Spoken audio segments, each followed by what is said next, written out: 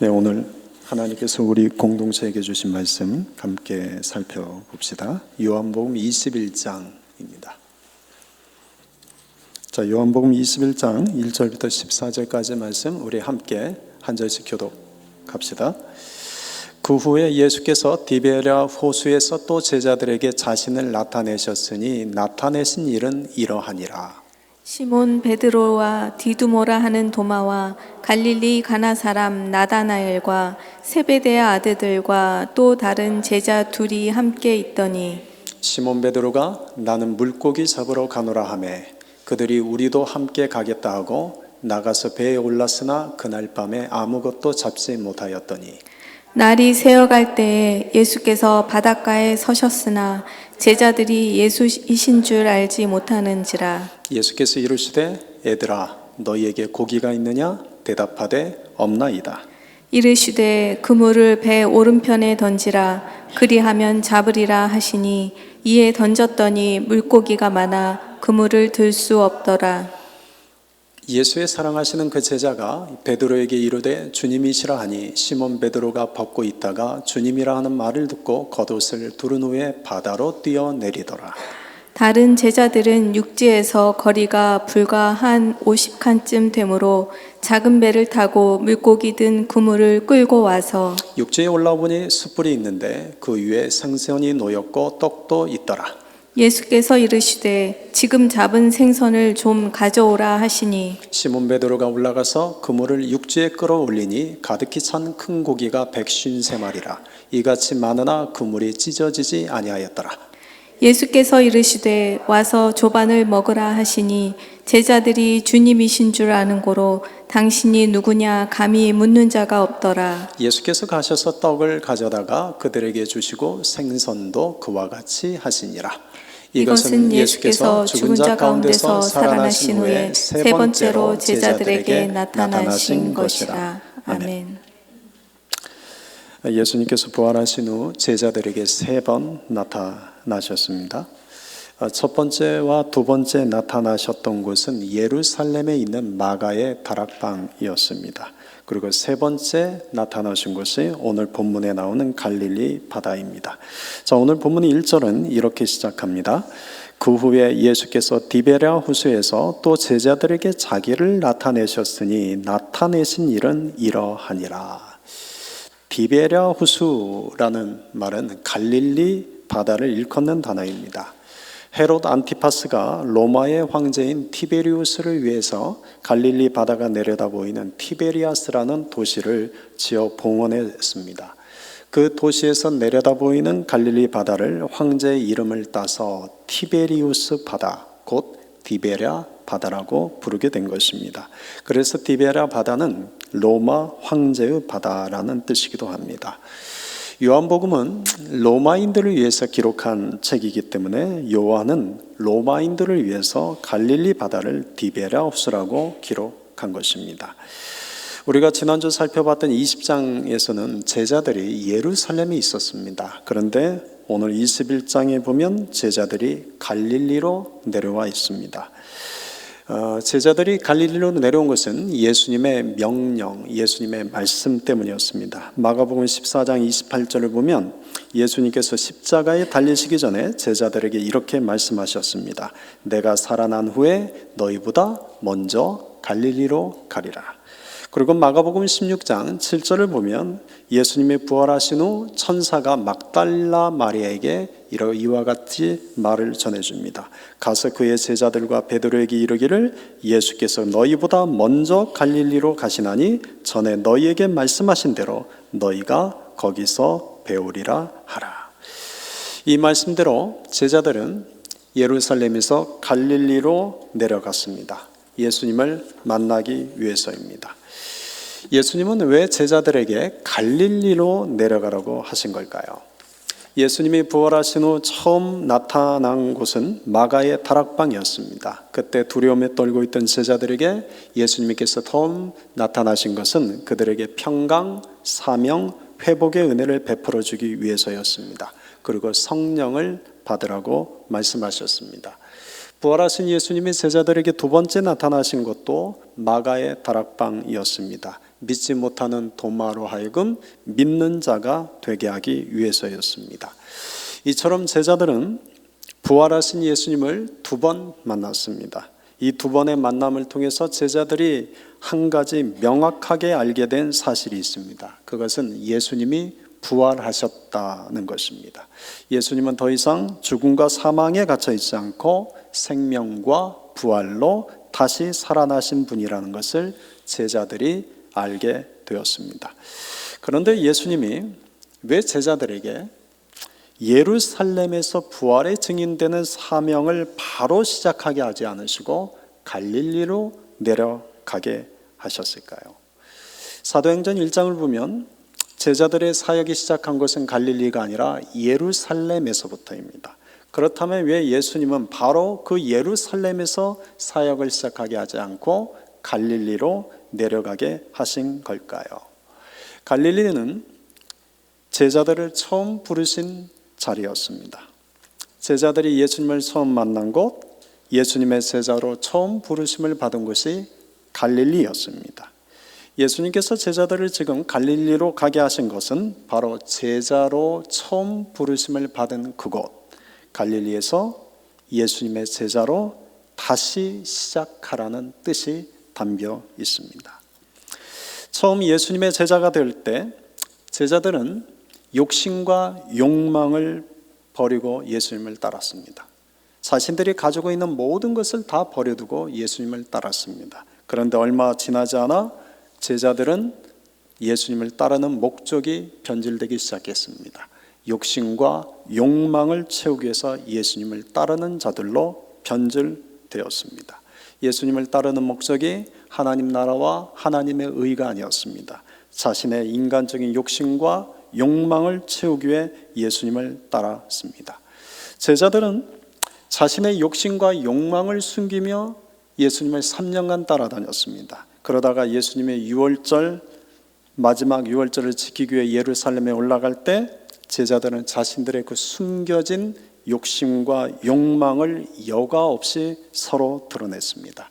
예수님이 왕이 되시면 누가 예수님의 왼편에 앉을까, 누가 오른편에 앉을까를 놓고 서로 다투고 싸웠던 것입니다.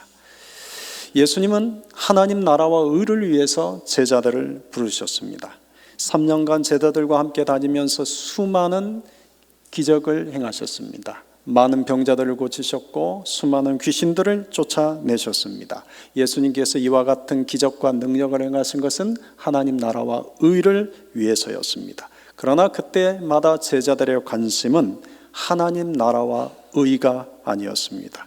기적과 능력을 행하시는 예수님을 통해서 자신들의 마음속에 품고 있던 인간적인 욕심과 욕망을 이루기 위함이었습니다. 그래서 예수님께서 십자가를 지러 예루살렘에 올라가시는 그 길에 제자들은 예수님의 왕이 되시는 줄 착각하고는 자신들의 욕심과 욕망을 여과 없이 드러내며 서로 다투었던 것입니다. 뿐만 아니라 예수님이 믿었던 제자 유다는, 가룟 유다는, 예수님이 믿어서 돈자루를 맡겼던 가룟 유다는 예수님을 은 30냥을 받고 팔아넘겼습니다. 내가 주를 위해 죽겠습니다라고 호언장담했던 베드로는 예수님을 모른다고 3번 부인했습니다. 우리가 주와 함께 죽으러 가자고 했던 도마 역시 부활하신 예수님을 믿지 못했습니다. 이런 제자들의 모습은 실패한 제자의 모습입니다. 예수님은 3년의 공생애를 거쳐 십자가에서 그분의 사명을 다 완성하셨습니다. 다 이루었다, 승리하셨습니다. 그러나 예수님을 3년 동안 따라다닌 제자들은 철저하게 제자로서 실패한 자들이었습니다. 얼마 전에 한국에 있는 동료 목사로부터 들은 이야기입니다. 요즘 한국에서는 지방에 있는 교회들이 부교육자를 구하는 것이 너무 어렵답니다. 그 이유는 신학대를 졸업한 사람들이 서울과 수도권 지역에 있는 교회로만 몰리기 때문이랍니다. 충청도에서 목회하는 어느 목사님은 200명 정도 되는 시골 교회를 담임하고 있습니다.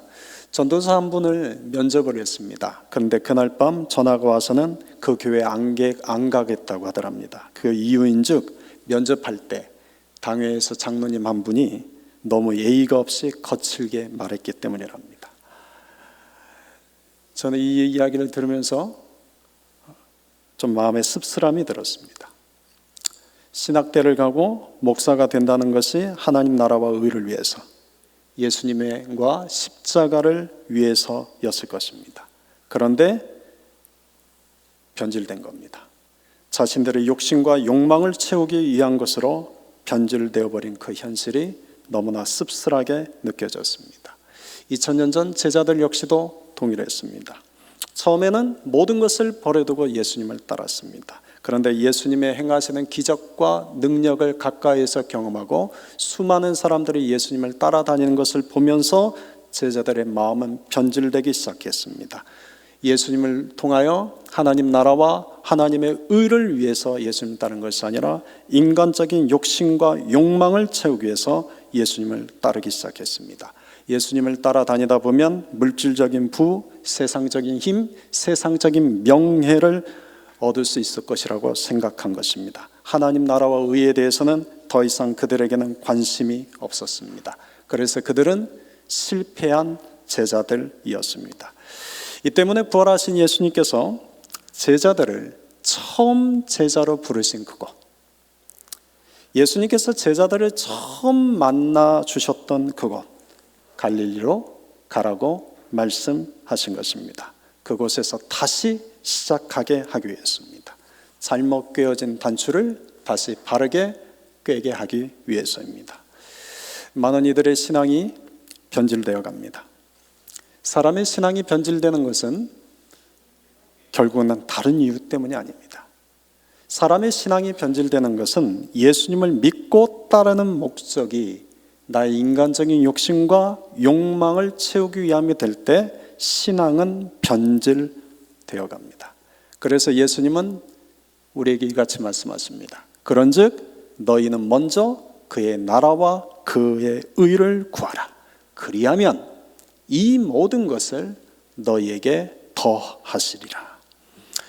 신앙의 바른 삶은 하나님 나라와 그분의 의를 구하는 삶입니다. 오직 예수님과 십자가만을 자랑하는 삶입니다. 그러나 나의 인간적인 욕심과 욕망을 구하고 나의 인간적인 욕심과 욕망을 자랑하기 위해서 예수님을 믿고 따르는 삶이라면 그 삶은 변질된 신앙의 삶입니다. 결국 헛된 삶입니다. 여러분은 예수님을 믿고 따르는 목적이 무엇입니까? 여러분은 교회에서 직분을 받고 교회를 섬기는 목적은 무엇입니까? 하나님 나라와 의를 구하기 위해서입니까? 예수님과 십자가를 자랑하기 위해서입니까?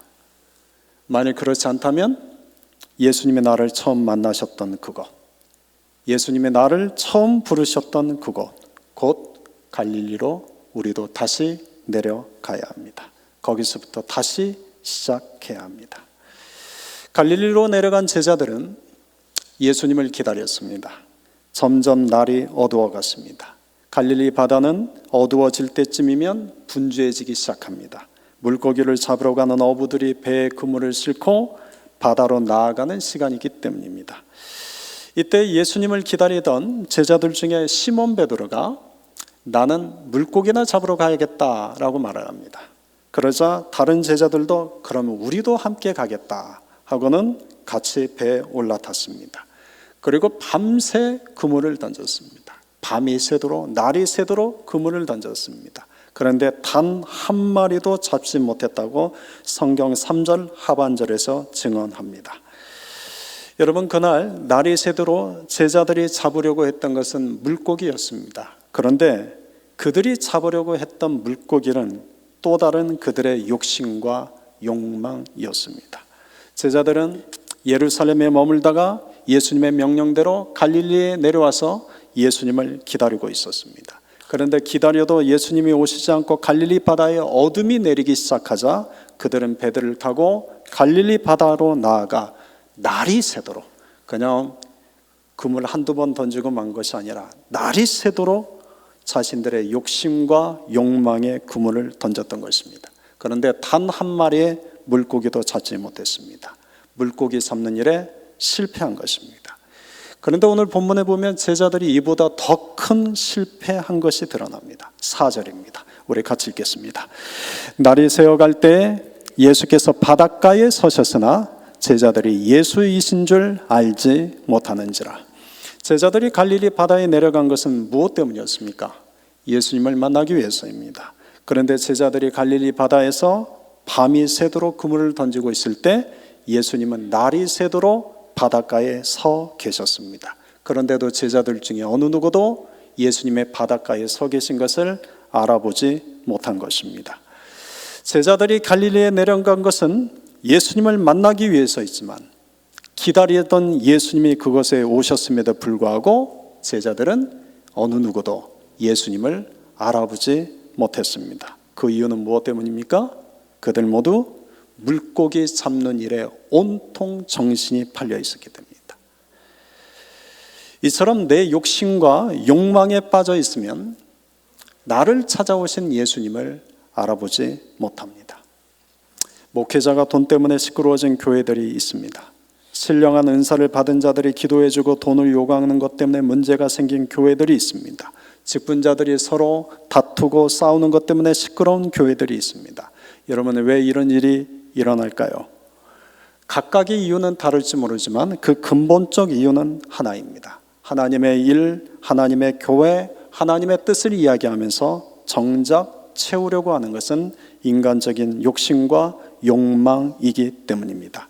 예수와 십자가를 이야기하면서도 정작 드러내려고 하는 것은 자신의 욕심과 욕망이기 때문입니다. 그런 곳에 예수님에 와 계신들 어찌 예수님을 알아볼 수 있겠습니까? 미운 자식에게 떡 하나 더 준다라는 우리 격언이 있죠. 저는 이 격언이 너무 좋습니다. 대개 사람들은 미운 사람에게는 떡 하나 주는 것도 아까워합니다. 어떤 사람은 다른 사람에게는 떡 나눠주면서 미운 사람에게는 일부러 보란 듯이 주지 않습니다. 이것은 마음이 못된 것입니다. 이런 마음은 하나님 나라와 의를 구하는 마음이 아닙니다. 예수님과 십자가를 자랑하고자 하는 마음도 아닙니다. 이런 마음 역시 그 근원에는 자기 욕심과 욕망을 구하는 마음입니다. 미우니까 떡 하나 주지 않는 마음이 아니라 미우니까 떡 하나 더 주려는 마음이 하나님 나라와 의를 구하는 마음이요, 예수님과 십자가를 자랑하려는 마음입니다. 그러니 사랑하는 성도 여러분, 미울수록 떡 하나 더 주십시오. 미울수록 칭찬 한마디 더 하십시오. 미울수록 더 챙겨주십시오. 내 마음이 욕심과 욕망으로만 채워져 있으면 예수님의 내 삶에 찾아와도 알아보지 못합니다. 우리 공동체 안에 인간적인 욕심과 욕망으로만 가득 차 있다면 이곳에 예수님이 오셔도 결코 알아보지 못할 것입니다. 그러므로 우리는 늘 깨어 있어야 합니다. 예수님께서 십자가를 지시기 전 제자들에게 마지막으로 하셨던 말씀이 마태복음 25장 13절입니다. 우리 같이 읽어봅시다. 그런즉 깨어 있어라. 너희는 그날과 그때를 알지 못하느니라. 여러분, 깨어 있다는 것은 무슨 뜻입니까? 잠을 안 잔다는 의미가 아닙니다. 잠을 안 자고 기도하고 잠을 안 자고 찬송하고 잠을 안 자고 성경만 읽으라는 그런 의미가 아닙니다. 깨어 있다는 것은 항상 하나님 앞에서 준비된 삶을 살라는 뜻입니다. 그 준비된 삶의 핵심이 바로 믿음입니다. 내 욕심과 욕망을 위해서 살아가는 삶이 아니라 믿음으로 살아가는 삶이 깨어있는 삶입니다. 믿음으로 하나님 나라와 의를 구하고 믿음으로 예수님과 십자가는만 자랑하는 삶이 곧 깨어있는 삶입니다. 믿음으로 살아가는 사람은 잠을 자도 깨어있는 사람입니다. 그러나 욕심과 욕망을 우선순위에 두고 그 욕심과 욕망을 따라 살아가는 사람은 그가 비록 믿는 자요 제자들처럼 아무리 뜬 눈으로 밤을 새운다 할지라도 실은 깨어있지 않은 자일 뿐입니다. 사방이 분간되어지는 새벽 동이 터왔습니다. 5절은 이렇게 기록하고 있습니다. 같이 읽겠습니다. 예수께서 이르시되 얘들아 너희에게 고기가 있느냐 대답하되 없나이다. 여러분, 예수님이 제자들에게 애들아라고 부르십니다. 영어 성경에는 friends, 친구라고 되어 있지만 사실 정확한 번역은 애들이 맞습니다. 아이들입니다.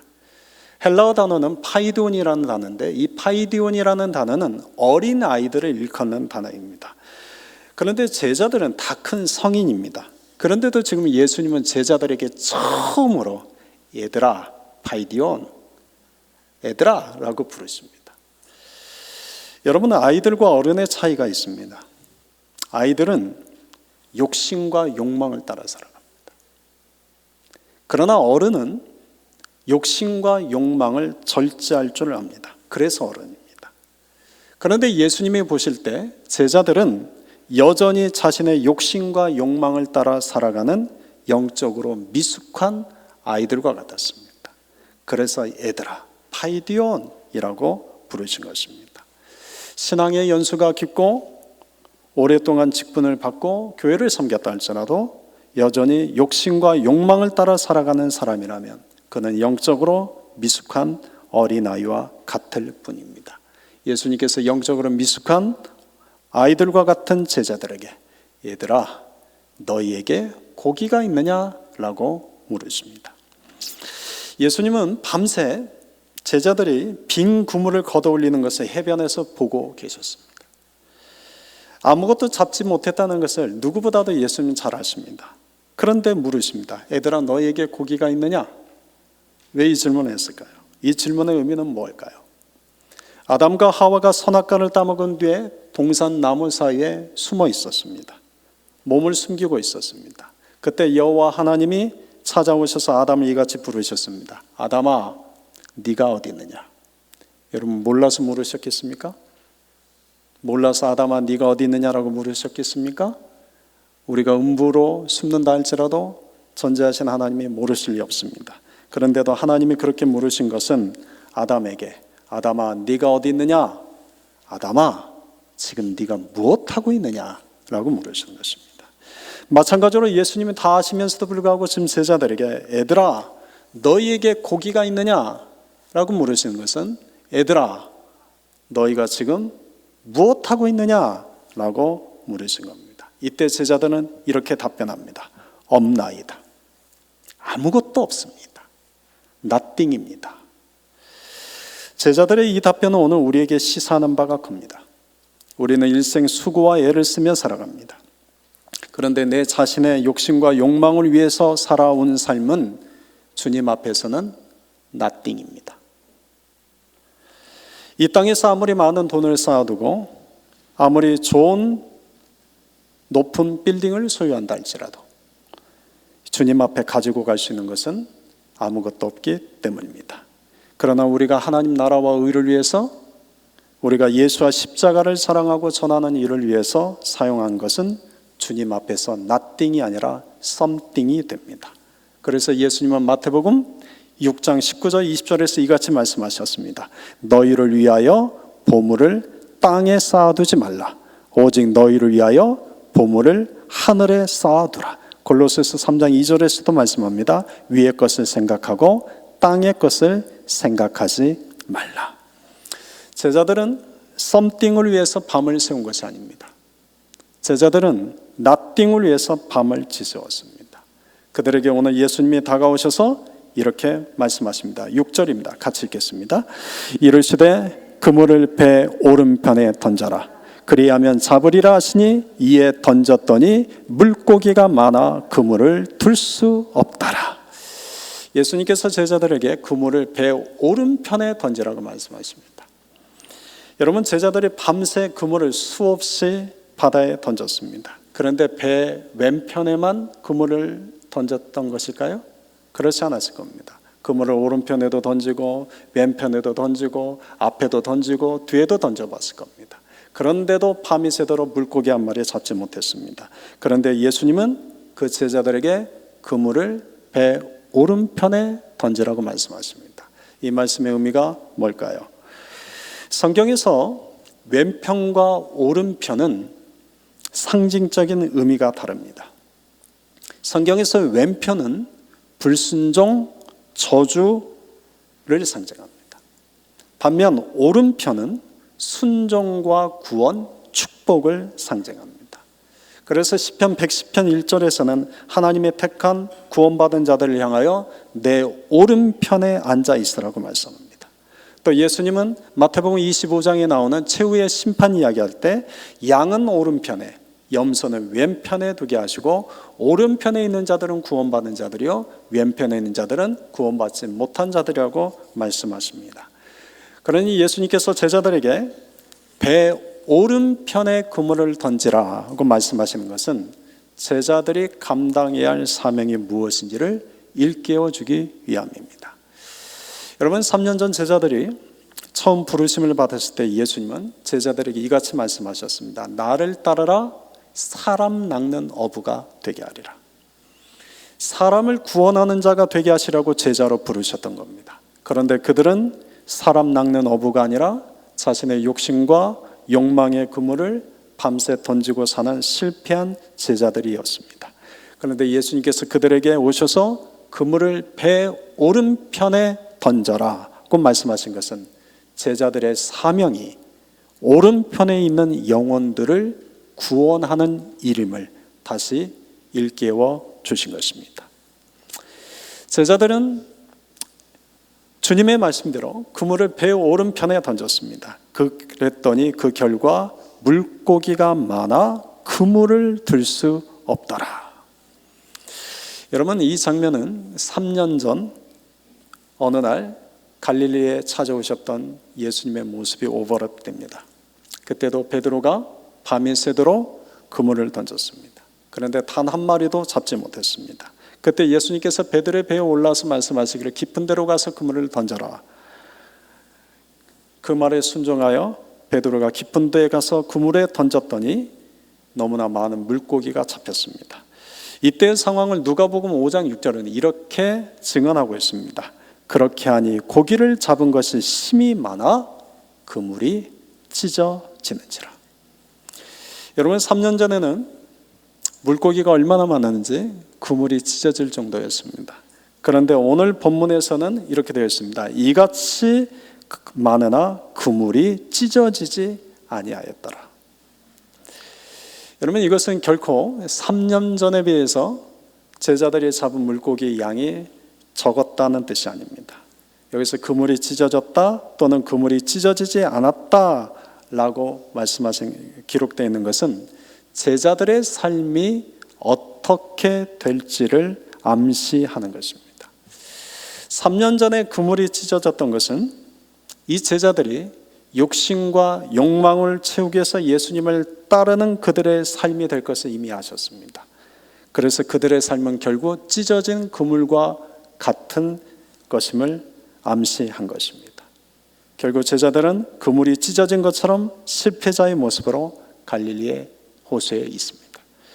그런데 오른편에 던졌던 그물이 찢어지지 않았다는 것은 영혼 구원을 위한 삶은, 하나님 나라와 의를 위한 삶은, 예수와 십자가를 증거하는 삶은 결코 찢어지지 않는 그물과 같은 삶이 될 것을 암시하는 것입니다.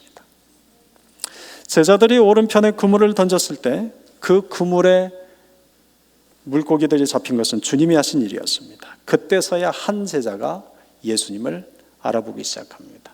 7절입니다. 같이 읽겠습니다. 예수께서 사랑하시는 그 제자가 베드로에게 이르되 주님이시라 하니 시몬 베드로가 벗고 있다가 주님이라 하는 말을 듣고 겉옷을 두른 후에 바다로 뛰어내리더라. 아멘. 예수님이 사랑하시는 그 제자라는 요한복음을 기록한 사도 요한입니다. 오른편에 던진 그물에 가득 물고기가 잡혔을 때 비로소 요한은 예수님을 알아보았습니다. 그래서 말합니다. 저분이 주님이시다.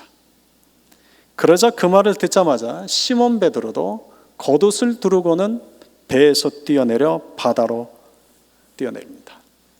아마 동시에 베드로도 깨달았을 겁니다. 3년 전 자신에게 일어났던 그 일이 생각났을 것입니다. 아, 이분이 예수님이시구나.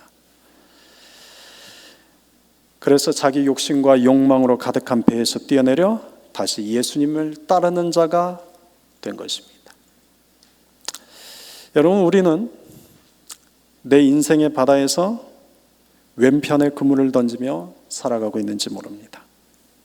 내 욕심과 욕망만을 위해서 살아가는 삶은 왼편에 그물을 던지는 삶일 뿐입니다.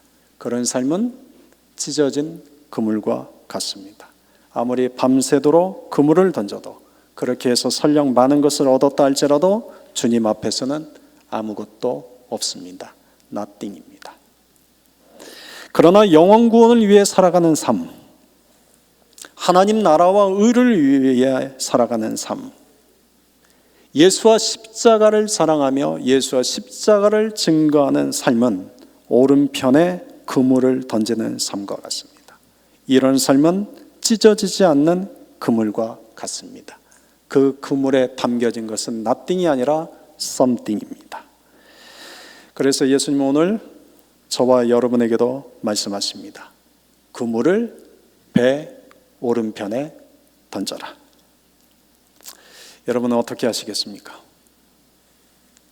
여러분의 그 인생의 그물을 이제 어느 쪽에 던지시겠습니까? 하나님 나라와 의를 위해 살아가고 예수와 십자가를 사랑하며 살아가는 그 삶, 주님의 말씀에 순종하고 영원 구원을 위해 살아가는 그 삶, 오른편에 그물을 던지는 삶입니다. 그렇게 던져진 그물만이 nothing이 아니라 something입니다. 마지막으로 12절을 보면 예수님께서 제자들을 식사의 자리로 초대하십니다. 예수께서 이르시되 와서 조반을 먹으라 하시니, 이 식사는 예수님의 제자들을 위해서 특별히 준비하신 것입니다. 9절을 보면 제자들이 바닷가에 나올 때 이미 숯불 위에 생선과 떡이 놓여져 있었습니다. 예수님이 직접 준비해 놓으신 것입니다. 그리고 13절에 보면 제자들에게 그 떡과 생선을 나눠주는 섬김을 행하십니다. 13절 같이 읽읍시다. 예수께서 가셔서 떡을 가져다가 그들에게 주시고 생선도 그와 같이 하시니라. 그런데 이 식사를 하실 때, 제자들과 예수님과 함께 이 식사를 나눌 때 이 식사의 분위기가 어떠했는지 12절 하반절에 이렇게 짧게 기록하고 있습니다. 감히 묻는 자가 없더라. 여러분, 식사하는 동안 흘렀던 것은 무거운 침묵이었습니다. 이때 제자들의 침묵은 어떤 의미였겠습니까? 그것은 예수님을 따르는 제자라고 하면서도 여전히 자신의 욕심과 욕망을 따라 살아가는 자신들의 부끄러움에 대한 침묵이 아니었을까 생각해 봅니다.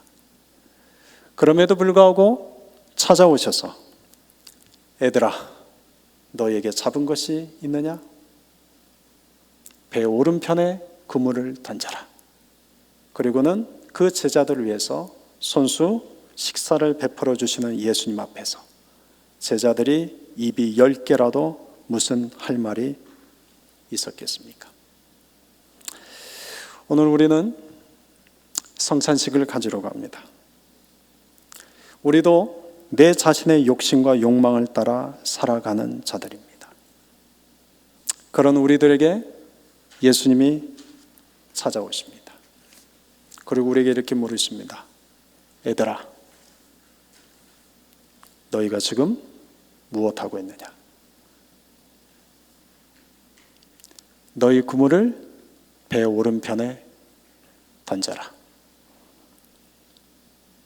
그리고 예수님이 우리를 위해서 손수 예수님의 살과 예수님의 피를 상징하는 떡과 잔을 우리에게 나누어 주십니다.